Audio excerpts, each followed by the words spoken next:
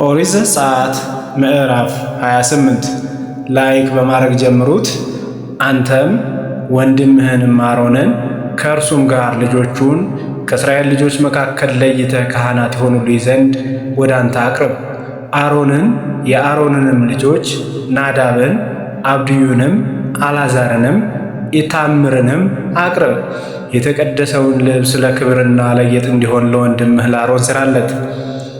አንተም ካህን ሆኖ እንዲያገለግለኝ አሮን ቅዱስ ይሆን ዘንድ ልብስ እንዲሰሩለት የጥበብ መንፈስ ለሞላሁባቸው በልባቸው ጥበበኞች ለሆኑት ሁሉ ተናገር።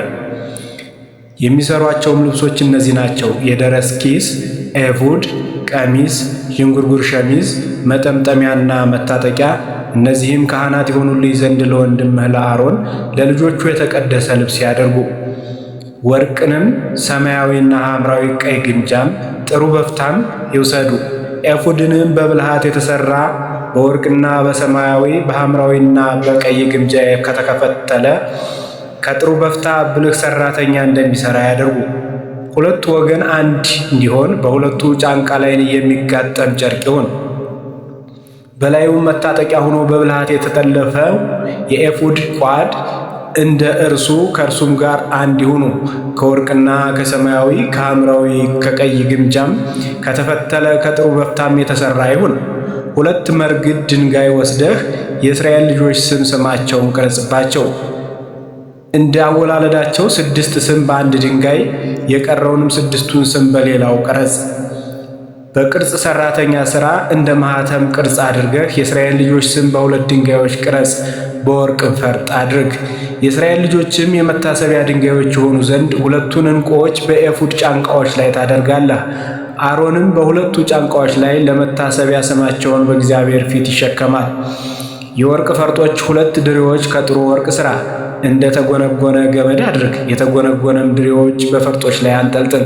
ብልህ ሠራተኛም እንደሚሠራ የፍርዱንም የደረት ኪስ ሥራውን እንደ ኤፉድ አሠራር ሥራው። ከወርቅና ከሰማያዊ ከሐምራዊ ከቀይ ግምጃ ከጥሩ በፍታም ሥራው። እርዝመቱ ስንዝር ስፋቱም ስንዝር ሆኖ ትክክልና ድርብ ይሆናል።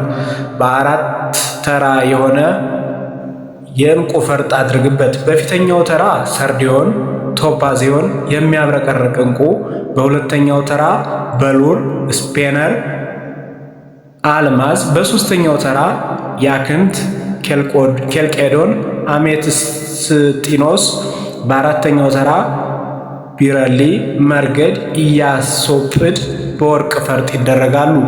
የዕንቁዎቹም ድንጋዮች እንደ እስራኤል ልጆች ስሞች 12 ይሆናሉ። በየስማቸውም ማተሚያ እንደሚቀረጽ ይቀረጻሉ።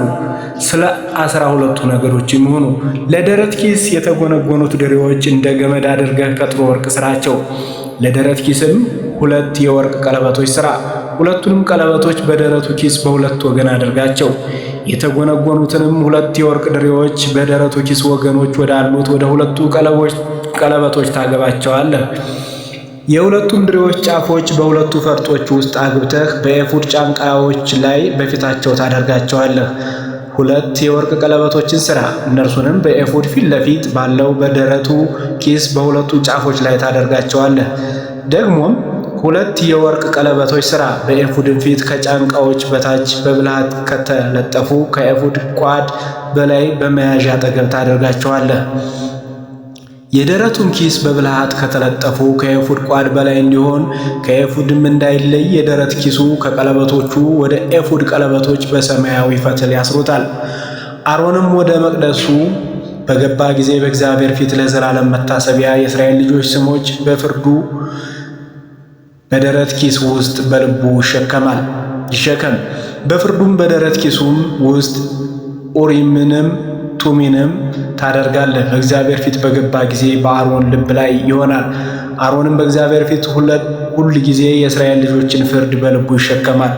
የኤፉድንም ቀሚስ ሁሉ ሰማያዊ አድርገው፣ ከላይም በመካከል አንገትጌ ይሁንበት፣ እንዳይቀደድም እንደ ጥሩ ጥሩር የተሰራ ጥልፍ በአንገትጌው ዙሪያ የሆነበት በታችኛውም ዘርፍ ዙሪያ ከሰማያዊ ከሐምራዊም ከቀይ ግምጃም ሮማኖች አድርግ። በዚያም መካከል በዙሪያው የወርቅ ሻኩራዎችን አድርግ። የወርቁ ሻኩራ ሮማንም ሌላ የወርቅ ሻኩራ ሮማንም በቀሚስ ዘርፉ ዙሪያ ይሆናል። በማገልገል ጊዜ በአሮን ላይ ይሆናል። እርሱ እንዳይሞት ወደ መቅደሱ በእግዚአብሔር ፊት ሲገባና ሲወጣ ድምፁ ይሰማል። ከጥሩ ወርቅም ቅጠል የሚመስል ምልክት ሥራ። በእርሱም እንደ ማኅተም ቅርጽ አድርገህ ቅድስና ለእግዚአብሔር የሚል ትቀርጽበታለህ። በሰማያዊም ፈትል በመጠምጠሚያው ፊት ላይ ታንጠለጥለዋለህ። በአሮን ግንባር ላይ ይሆናል። አሮንም የእስራኤል ልጆች በሚያቀርቡትና በሚቀድሱት በቅዱስ ስጦታዎች ሁሉ ላይ ያለውን ኃጢአት ይሸከም። በእግዚአብሔር ፊት ሞገስ እንዲሆንላቸው ቅጠል የሚመስለው ምልክት ሁልጊዜም በግንባሩ ላይ ይሁን። ሸሚዙንም ከጥሩ በፍታ ዥንጉርጉር አድርገህ መጠምጠሚያውንም ከበፍታ ትሰራለህ። በጥልፍ አሰራር መታጠቂያውን ትሰራለህ። ለአሮንም ልጆች ሸሚዞችን፣ መታጠቂያዎችን፣ ቆቦቹንም ለክብርና ለጌጥ ታደርጋቸዋለህ። ይህ ሁሉ ወንድምህ አሮንን ከእርሱም ጋር ልጆቹን ታለብሳቸዋለህ። በክህነት እንዲያገለግሉ ትቀባቸዋለህ፣ ትክናቸዋለህ፣ ትቀድሳቸዋለህ። ኀፍረተ ሥጋቸውን ይከድኑበት ዘንድ የበፍታ ሱሪ ታደርግላቸዋለህ። ከወገባቸው እስከ ጭናቸው ይደርሳል። ኃጢአትም እንዳይሆንባቸው እንዳይሞቱ ወደ መገናኛው ድንኳን ሲገቡ በመቅደሱ ያገለግሉ